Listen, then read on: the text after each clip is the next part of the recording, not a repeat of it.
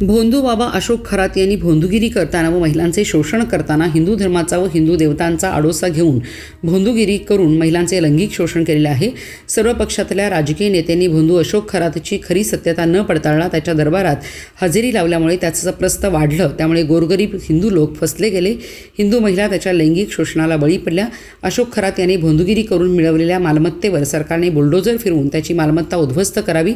यामुळे भविष्यात दुसऱ्या भोंदू बाबाच्या हातून असे कृत्य घडणार नाही, तसेच त्याच्यावर मोका अंतर्गत कारवाई करावी अशी मागणी हिंदू एकताचे प्रदेशाध्यक्ष माजी आमदार नितीन शिंदे, जिल्हाध्यक्ष संजय जाधव, राजू जाधव, प्रकाश चव्हाण, प्रदीप निकम, अनिरुद्ध कुंभार, अवधूत जाधव, अरविंद येतनाळे, गजानन माने, दिग्विजय शिंदे, हरपित गौड, अनिकेत अंबरुळे, श्रीधर मिस्त्री, सुमित शिंगे आदी पदाधिकारी यांनी केली आहे।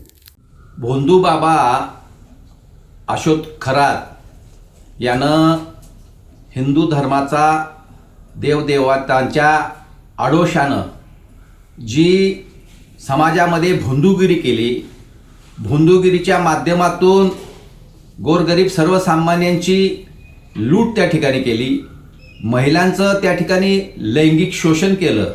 अशा भोंदू बाबा अशोक खरात यानं जी भोंदूगिरीतून मालमत्ता जमा केलेली आहे ती कोट्यावधी रुपयाची मालमत्ता आहे आणि ती मालमत्ता वर राज्यातल्या हिंदुत्वादी सरकारनं बुलडोजर लावून ती सर्व मालमत्ता उद्ध्वस्त करावी आणि यापुढं राज्यातले जे सर्वपक्षीय नेते या भोंदू बाबाला भेटायला जात होते, त्यामुळं सर्वसामान्य लोकांचा विश्वास त्याच्याबद्दल निर्माण झाला।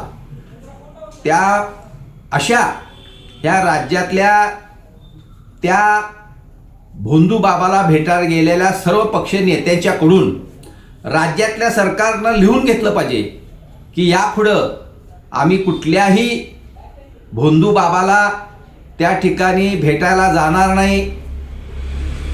त्यांच्यामुळंच त्या भोंदू बाबाची ताकद त्या ठिकाणी वाढली गेली।